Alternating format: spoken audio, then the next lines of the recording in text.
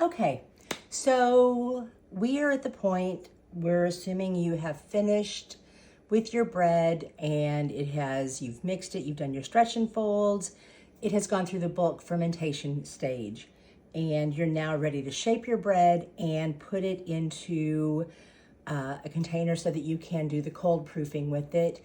And then after about 12 to 24 hours, you'll be able to bake.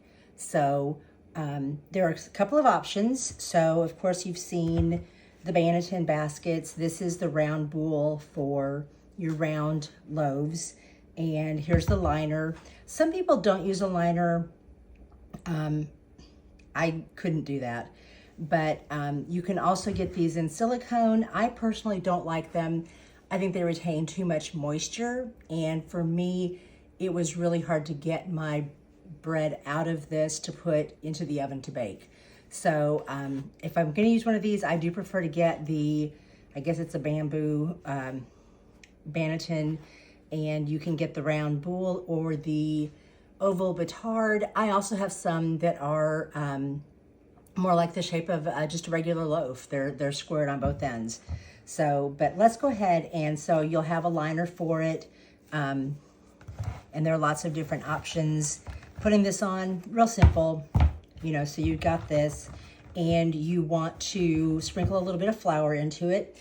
So again, options there. You'll see a lot of people using these fancy little contraptions to scoop up a little bit of flour, sprinkle it like this. These aren't real pricey, but they can be. Another option you have is you can purchase some of these tea pods. It'll work well.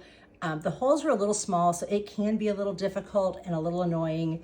You might have to bang on it, but again, it works well. It's a little cheaper, but you probably have something sitting around your house. If you have a strainer, you've got your fingers, just something so you can lightly sprinkle some flour into the Banneton to prevent sticking, absorb some moisture.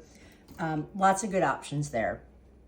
So these Bannetons, they can range anywhere from getting a couple of them for about $15 to $20.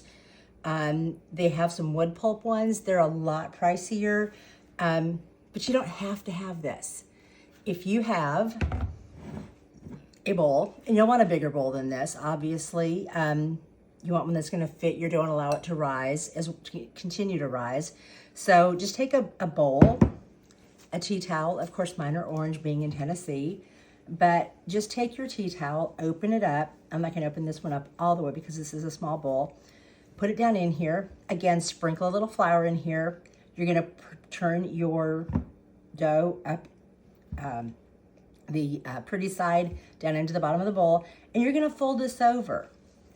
That's all you need to do. Make sure it's covered. Put it into the refrigerator. You probably already have a bowl. You probably already have a tea towel. These are a lot cheaper than going out and buying a bunch of Bannetons. Using a sifter or something that you already have around the house is going to be a lot cheaper than going out and buying either of these that you don't have to have. So that gets our dough into the proofing process. We're going to put it in the fridge for 12 to 24 hours. So you take your pick of what you'd rather have. Basically free, you already have it in your house.